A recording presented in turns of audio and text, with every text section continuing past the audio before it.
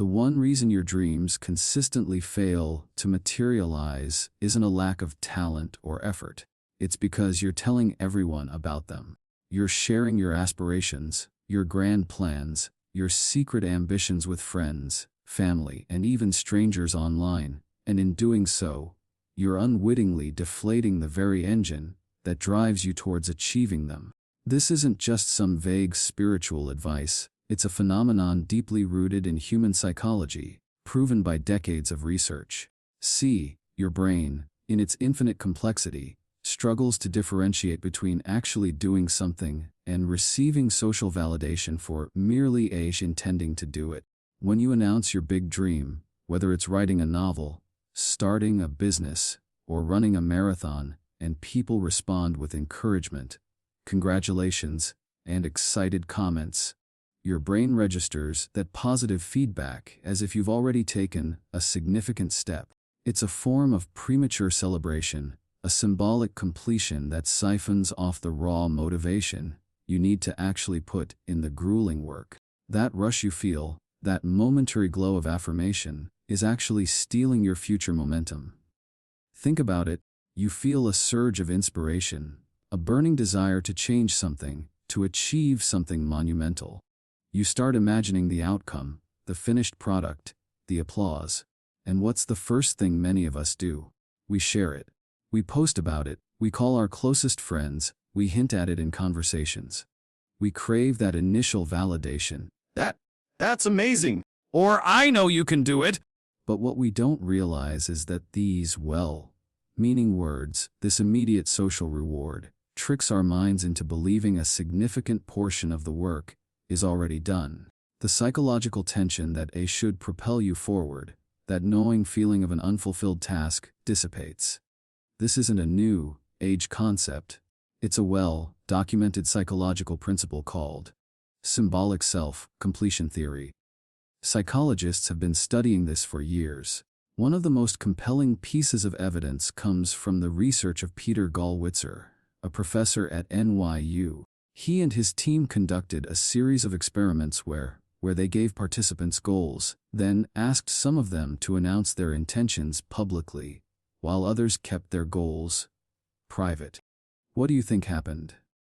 The results were startlingly consistent. The participants who publicly stated their intentions were significantly less likely to follow through on their goals, spending less time on the tasks, and reporting less motivation than those who kept their aspirations under wraps.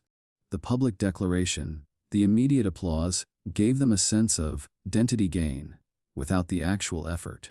It felt good, so good that the brain decided it didn't need to work as hard for the real thing. It's like feeling full just by smelling a delicious meal. Why do we fall for this trick over and over again?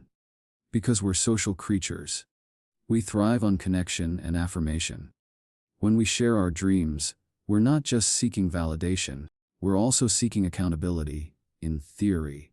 We believe that by telling others, we'll create a kind of external pressure that will force us to act. Now everyone knows. We think, so I have to do it. But the research suggests the opposite is true. That external pressure often becomes a burden, not a booster. The fear of failure, coupled with the diminishing internal drive, can become a paralyzing force. Consider the story of a young artist named Leo. He had a vision for a magnificent sculpture, something truly groundbreaking. He spent weeks sketching, planning, obsessing over every detail. He was consumed by it, fueled by an almost desperate need to bring it to life. Then, at a dinner party, he excitedly described his concept to his friends.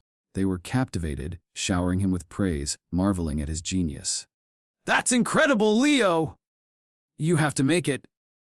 I can't wait to see it finished.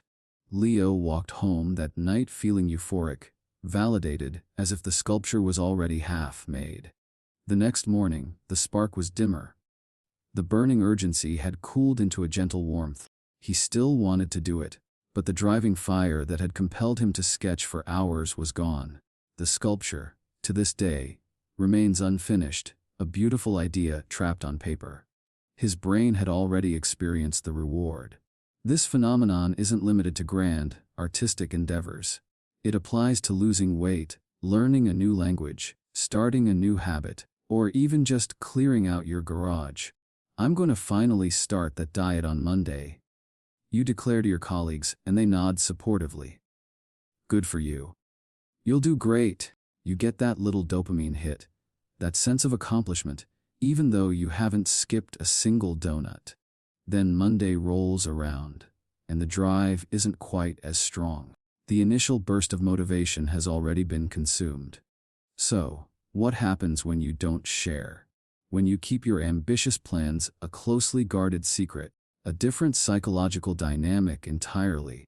Without external validation, the tension of the unfulfilled goal remains internal. It continues to gnaw at you, to push you, to make you restless until you actually take action. The internal pressure becomes a relentless, positive force. You don't get the immediate gratification, but you get something far more valuable: sustained, intrinsic motivation. The desire to do the thing, not just to talk about the thing, burns brightly and consistently. Imagine another person, Sarah. Sarah also dreams of writing a novel, but instead of announcing it, she begins to quietly dedicate an hour every morning before work to writing. No social media posts, no excited phone calls. Just her, the keyboard, and the evolving story. Some days it's a struggle, but because there's no external approval to lean on, no applause for her intention, the internal drive to see the project through remains paramount. She experiences the small, private wins of reaching a word count, solving a plot problem, or crafting a powerful sentence. These are real, earned rewards, not symbolic ones. When you keep your dreams to yourself, you also protect them from the well-meaning, but often damaging, opinions of others. People, even those who love you most, can unknowingly plant seeds of doubt. Are you sure that's a good idea? It sounds very risky. Have you thought about X, Y, and Z negative outcome? These comments, intended as concern, can easily become internal obstacles. They chip away at your confidence, introduce external fears, and complicate a path that should be purely driven by your own vision and passion. The less external noise, the clearer your internal signal. It's about letting your dreams incubate. Think of an egg. It needs a period of quiet, protected warmth before it can hatch. If you constantly expose it, jostle it, or even just show it off too much, you risk damaging the delicate process within. Your dreams are the same. They need a quiet, internal space to grow, to solidify, to gather strength before they are ready to face the world.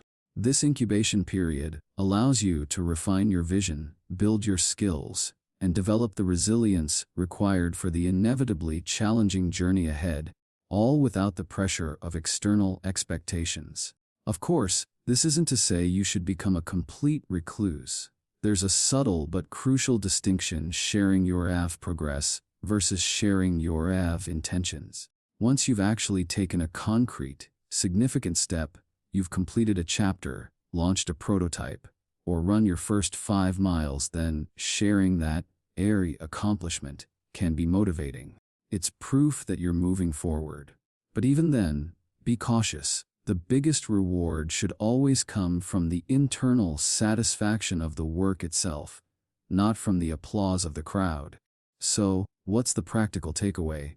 If you have a grand ambition, a goal that truly ignites your soul, the first step isn't to tell the world. The first step is to tell yourself. Commit to it in silence.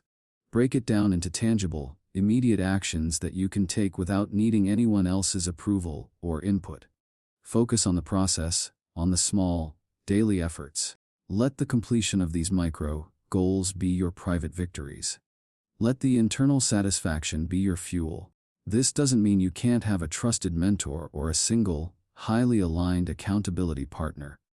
But even then, choose wisely. This person shouldn't be there to shower you with praise for your intentions, but to offer objective feedback, practical advice, and gentle nudges towards actual progress. Their role isn't to validate your dream, but to help you build it. It's about seeking active support, not passive affirmation. The truly satisfying reveal isn't when you announce your plan, but when you present your finished work. Imagine the difference. Telling everyone you're going to write a book versus handing them a copy of your published book. The impact, the fulfillment, the sense of genuine accomplishment are astronomically different. One is a fleeting ego boost, the other is a profound, earned reality. That's the power of the quiet grind. It's a demanding path, working in silence. It requires more self-discipline, more internal resolve. You won't get the immediate ego stroke, the early applause. But what you gain is far more potent, an unyielding internal compass, a deep well of intrinsic motivation, and a fierce, unwavering dedication to your own vision. This silent period of effort transforms not just your project, but you. It builds resilience, self-reliance, and a profound sense of self-worth that isn't dependent on external approval. The next time a brilliant idea sparks within you, the next time you feel that surge of inspiration, resist the urge to share it immediately. Hold it close. Nurture it in the quiet chambers of your own mind and effort. Let it grow, undisturbed by external opinions or premature praise. Let the tension build, and use it as fuel, because the loudest statements are often made not with words, but with completed actions. And when you finally unveil what you've created, born from that silent, dedicated pursuit, the world won't just clap for your intention. They'll stand in awe of your reality. What secret dream are you holding on to, waiting for the right moment to quietly bring it to life?